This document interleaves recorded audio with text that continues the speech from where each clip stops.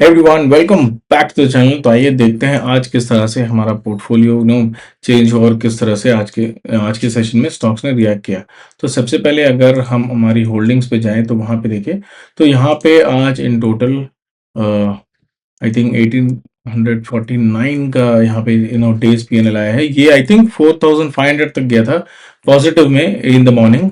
I think कुछ 27 या 28 तक ये पीएनएल गया था और उसके बाद फिर यहाँ पे थोड़ा सा पुल बैक आया है। यहाँ पे स्पेशली आप देखो एलन को, तो ये एलन को यहाँ पे मैंने देखा सुबह बहुत अच्छा परफॉर्म कर रहा था ये, और उसके बाद यहाँ पे अगर आप देखो 314 तक गया और वहां से फिर ये रिटर्न आया है। और अगर आप देखो जो नेक्स्ट मैंने सीमेंस को भी देखा, सीमेंस में भी एक पॉजिटिव मूव आया था, लेकिन वहां से भी फिर ये नेगेटिव मूव की तरफ चला गया। यहाँ पे लेट्स गो टू 15 मिनट्स। यहाँ पे देखो एक गैप अप खुला था, एक गैप अप खुलने के बाद सीमेंस में भी यहाँ पे एक नेगेटिविटी देखने को मिली। तो ओवरऑल मार्केट आज थोड़ा मिक्स था, आज बहुत ज़्यादा पॉजिटिव बहुत ज़्यादा नेगेटिव नहीं था। निफ्टी पे आई थिंक फ्लैट था।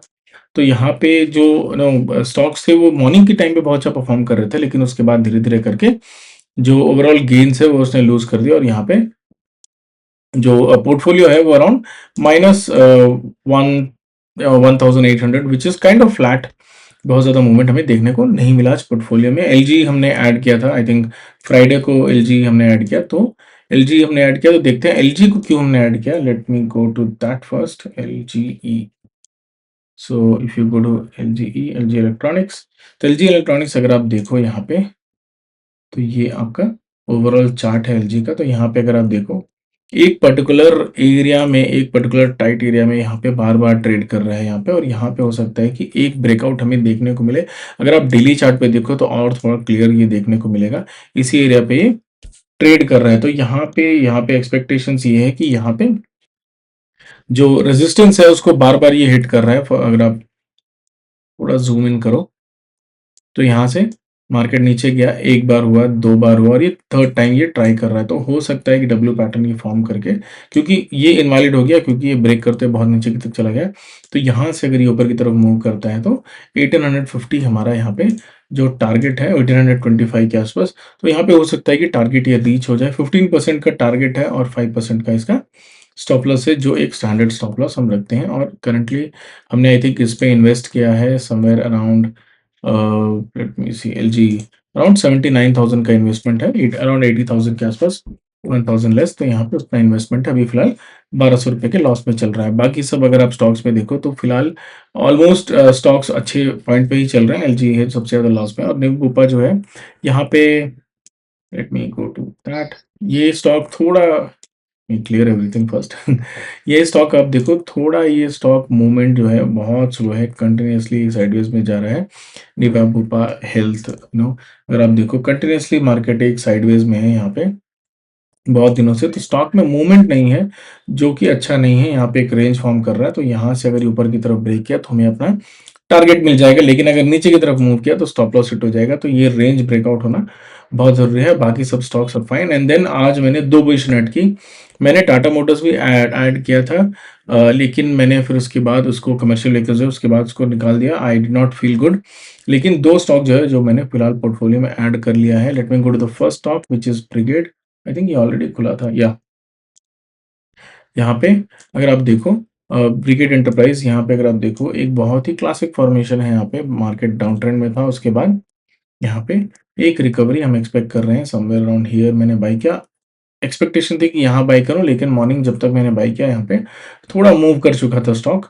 तो यहाँ पे आई थिंक 599 पे बाई किया या 599 पे मैंने बाई किया है। अगर आप इसका वीकली चार्ट देखो तो और क्लियर रहेगा। ये इस तरह का इसका वीकली चार्ट है। यहाँ पे मार्केट में एक अच्छी बुलिश रैली आई थी, उसके बाद ये यहाँ पे ये इसने ब्रेक किया था ये सपोर्ट, और उसके बाद एक बार, दो बार, तीन बार, ये बार बार इसको टेस्ट कर रहा है। तो हो सकता है कि यहाँ से ये ब्रेक करते ऊपर की तरफ चला जाए और हमारे प्रॉफिट टारगेट को ये हिट कर जाए।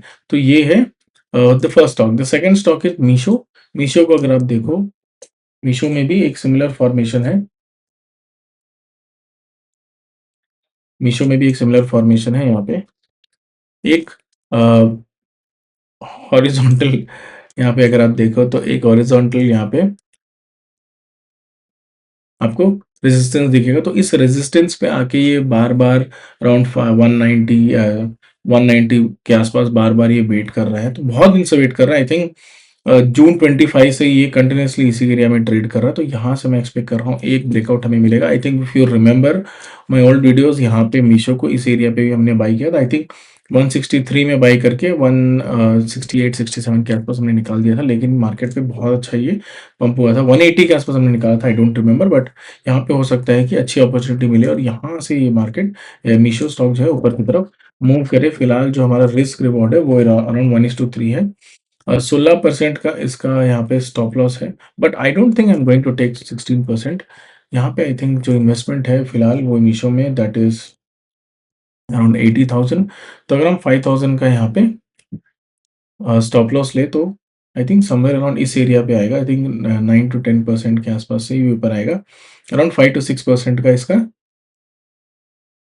स्टॉप लॉस होगा और यहाँ पे जो टारगेट होगा वो अराउंड उसके प्रीवियस हाई के आसपास होगा इस एरिया पे। तो यहाँ पे जो एक्सपेक्टेशंस है मीशो से भी ज़्यादा है, क्योंकि यहाँ पे जिस तरह से मीशो मूव कर रहा है वो एक टाइट रेंज में बहुत दिन से मूव कर रहा है और बार-बार मार्केट, देखिए यहाँ मार्केट को इस स्टॉक को मार्केट ने नीचे पुल करने की कोशिश की, लेकिन स्टॉक फिर से बाउंस बैक हो गया। तो यहाँ पे मोमेंटम जो है जो स्टॉक्स में दिख रहा है, बहुत दिन से वॉल्यूम बिल्ड हो रहा है। तो हो सकता है कि अब ये फाइनली ब्रेकआउट हो और वॉल्यूम भी इसमें आ जाए। तो ये जो 2 स्टॉक्स हैं जो मैंने ऐड किया, और बहुत सारे स्टॉक थे जो मैंने अपनी लिस्ट पे रखा है but I have not added. Shriram finance एक है जो मुझे लगता है अच्छा परफॉर्म कर सकता है, क्योंकि बहुत दिन से ये वेट कर रहा है अपने ऑल टाइम हाई पे। I think Bosch is one of them. Bosch को भी अगर आप देखो तो एक अच्छा पैटर्न इसमें भी देखने को मिल रहा है। अगर आप वीकली चार्ट पे देखो, इस तरह से ये दिख रहा है, ऑल टाइम हाई को क्रॉस किया है नेस्ले ने और बॉश ने, दोनों ने।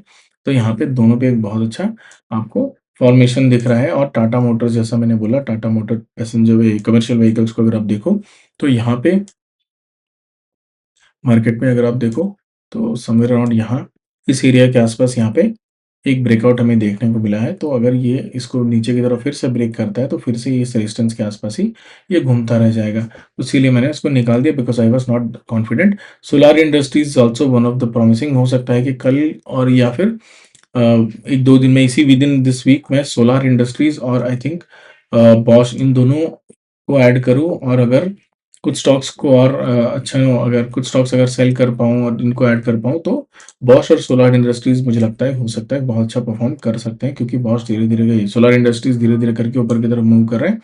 20-21,000 ईज़िली ये रीच कर जाएगा जिस तरह से मोमेंटम है ये है। सिमिलरली बॉश भी बहुत अच्छा मूव कर रहा है, तो यहाँ पे भी अराउंड 45 टू 50,000 47 टू 50,000 ये ईज़िली मूव करेगा। तो यहाँ पे देखते हैं किस तरह से स्टॉक मूव कर रहा है। फिलहाल निफ्टी जो है वो सपोर्ट पे नहीं है। Even AU bank is one. बहुत सारे स्टॉक हैं रेडार पे, बहुत सारे स्टॉक अपने ऑल टाइम हाई के पास है या फिर ऑल टाइम लो के पास है। स्विगी भी मैंने आई थिंक फ्राइडे को डिटेल दी थी कि किस तरह से स्विगी पे भी एक अच्छा बैट हम खेल सकते हैं। तो फिलहाल देखते हैं किस तरह से ये स्टॉक्स परफॉर्म करते हैं। अगर आपको इस तरह का कंटेंट अच्छा लगता है तो please do subscribe to this channel. Thank you.